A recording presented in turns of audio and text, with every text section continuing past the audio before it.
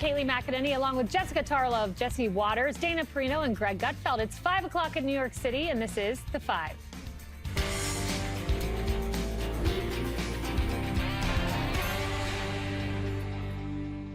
While our president packs a punch, Trump came out swinging in his first State of the Union address of his second term, taking a blowtorch to left-wing policies and the Democrats who support them as well.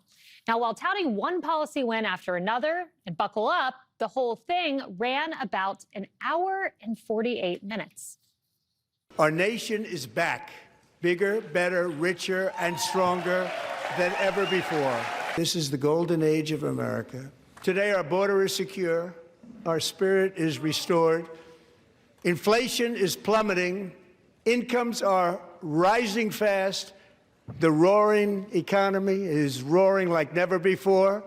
And our enemies are scared. Our military and police are stacked. And America is respected again. They caused and created the increased prices that all of our citizens had to endure. You caused that problem. You caused that problem. They knew their statements were a lie. They knew it. They knew their statements were a dirty, rotten lie. But here was the biggest moment. President Trump sending the squad into a frenzy by simply asking the Democrats to stand for this.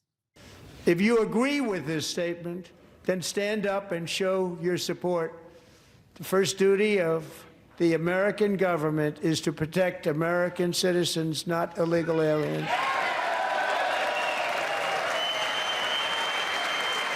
You should be ashamed of yourself not standing up. You should be ashamed of yourself. They're blocking the removal of these people out of our country, and you should be ashamed of it. And it gets worse for the Democrats. They would not even stand for this 80-20 issue. Surely we can all agree no state can be allowed to rip children from their parents' arms and transition them to a new gender against the parents' will. Who would believe that we've been talking about this? We must ban it, and we must ban it immediately. Look, nobody stands up. These people are crazy, I'm telling you. They're crazy. You know, Jesse, I wish the Democrats would have taken the Fetterman approach. Suit up, stand up when appropriate, sit and listen. But even if they sit, Trump still owns them. I love State of the Union Trump. I think it's better than Rally Trump, better than sit-down interview Trump, even better than GG's show Trump.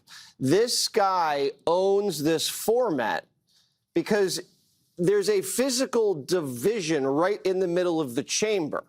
So he creates a moment and then exploits the moment to get a reaction from the Democrats, and the reaction proves his point.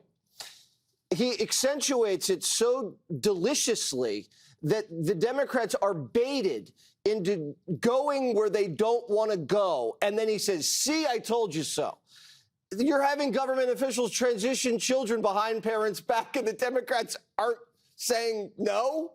And so they fall for it because he has them there. There's no moderator. There's no media filter. It's the Trump show, and he is in total control. Kayleigh, that's why they didn't go. That's why 70 played hooky, because they don't want to be a part of it, because he merchandises their faces or their yelling or their canes or whatever the hell they do. It's also a great format for the president because the Republicans are just better looking. All of the cutaways to these Democrats, it's sad. It is a sad look. Our cabinet's more attractive. The Trump family's more attractive. I'm sorry. It's just the truth. Also, Trump loves awards. It's become an award show now. Yeah. You get a Medal of Freedom. You get a Medal of Honor. This person got a tax refund. She got fertility drugs. It's like him hosting an award show now, which is great. And that's why it's so fun, because he's a great storyteller. This is the kind of speech that gives a president momentum. This is the speech that gives the president legs, because the distinction between him and the Democrats was so clear. And now you can see for the first time all of these wins that he can now take this momentum and then drive it home over and over and over again. Everyone's talking about the speech, the hockey, the Democrats going crazy.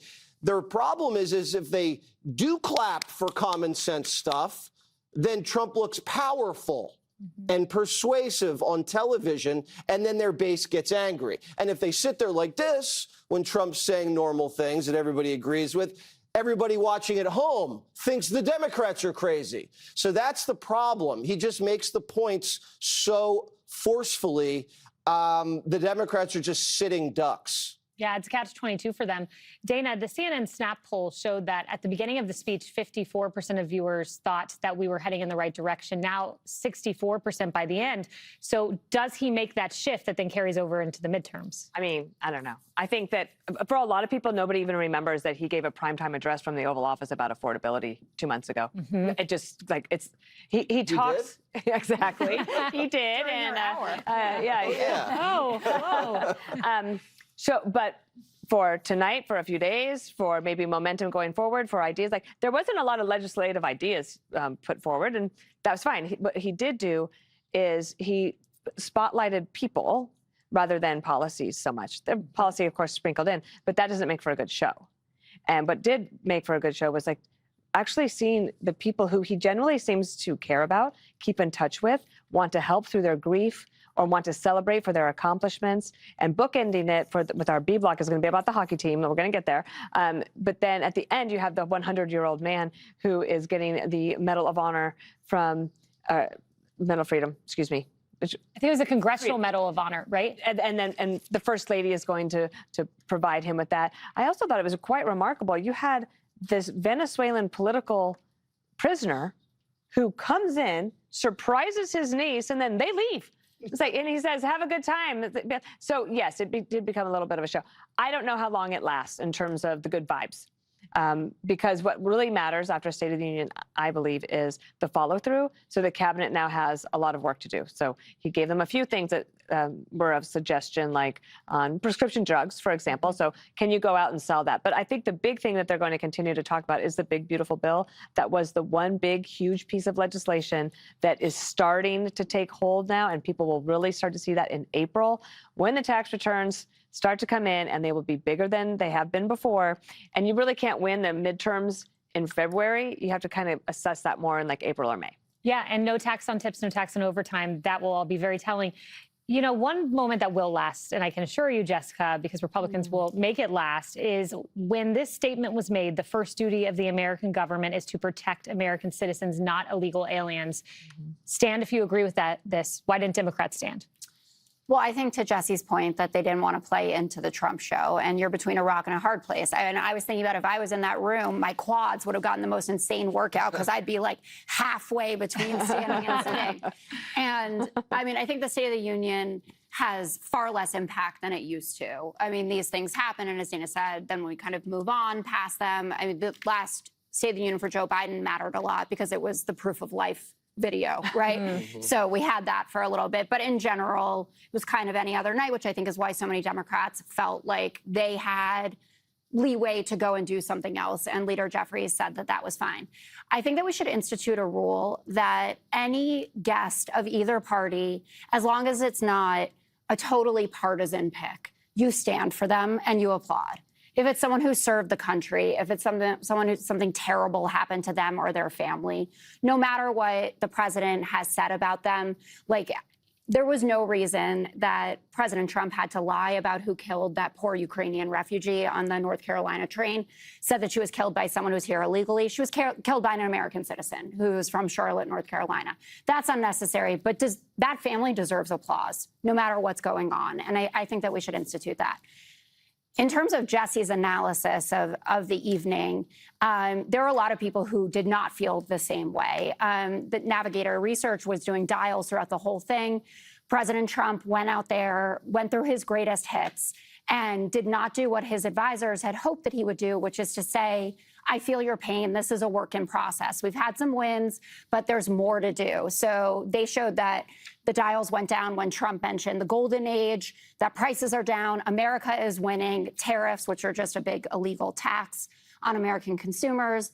CNN did their poll of the State of the Union viewers, which you mentioned, going up 10%. That was tilted plus 13 Republican, but they only 38% had a very positive reaction to it. That's less than Trump got in his 2018 State of the Union, 41% for Biden in 2022, 48% for Obama in 2020 and 2010, then 48% for Trump in 2018. Lots of lies, about the amount of investment and what the costs are doing, more Americans working today, et cetera. But the most important thing that he said, and Democrats are laser focused on this, is that he said Democrats cheat. The cheating is rampant in our elections. Their policy is so bad that the only way they can get elected is to cheat. That is laying the groundwork for subverting a free and fair election. He's already said, I'm sending ICE to the polls. They're going to have poll watchers. There are teams of lawyers. I thought there wasn't going to be an election. That's what Gavin Newsom said. It doesn't, Jesse, it just doesn't matter. It will be a January 6th redux. If it's close, it doesn't matter. We're going to have the midterms. Democratic. Right, but if it is close, if it is not the 30 seats that some people think it is possible, if it's just a few seats, Mike Johnson held Congresswoman Grijalva out of her seat for 2 months. Right. He was an architect of January 6th. You think that that man is going to seat these people when Trump is out there saying now that we can only win if we cheat? It's why we need voter ID. And I think you're taking him out of context. No, I'm not. It was talking about the SAVE Act. Greg, I want to get to you, but he was about passing the Save America Act. He was laying the groundwork for that. Greg. Yeah, I was just checking on something. I don't know if Trump lied about the killer of Irina. I'm not sure about that, but at least we know that he knew her name. I can't remember what? Everyone was upset about that. That was not. I'm talking about Lakeland Riley. Remember what did he call her? Lakeland? Lincoln Riley. Yeah. The only reason why you guys know about these victims is because we have to throw it in your face. And you notice it when he makes a mistake. Oh, my God, he lied about the heinous killer. Who's the villain here? I have to give credit where credit's due. At least these Democrats, showed up. There were 70, like Jesse said, that were missing. I don't know where they were, at a Red Roof Inn playing, quarters with Kamala. But they work for us. Yeah.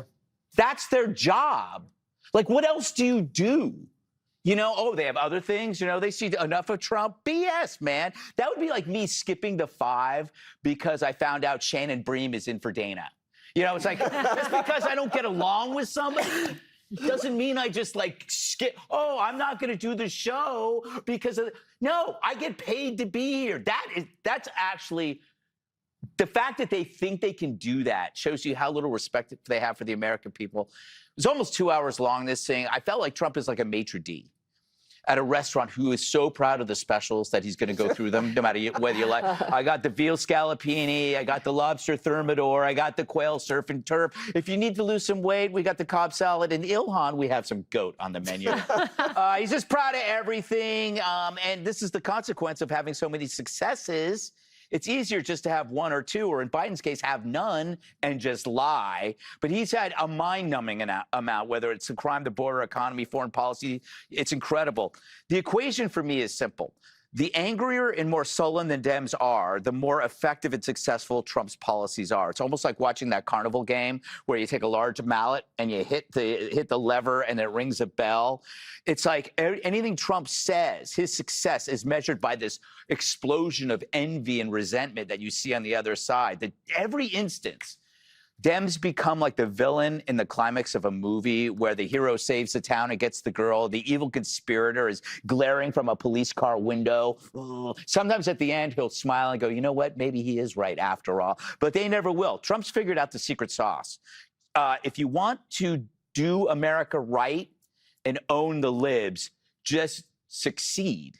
Because the Dems hate your success and will reveal their dark hearts by not applauding the good things you do. So you help the country, you own the libs. It's like a win-win. I have to point out Ilhan Omar. She repulses me, and I'm trying to find out why, because she's not unattractive.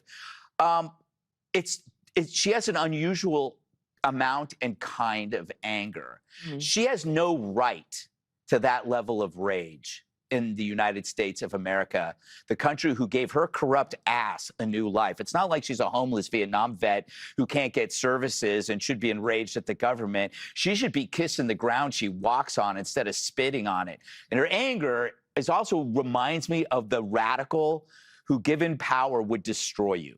She would show no mercy for you if you were below her.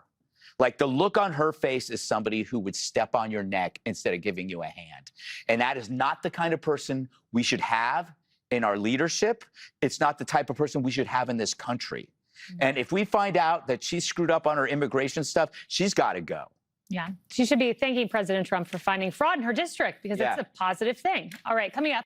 Hey, Sean Hannity here. Hey, click here to subscribe to Fox News YouTube page and catch our hottest interviews and most compelling analysis. You will not get it anywhere else.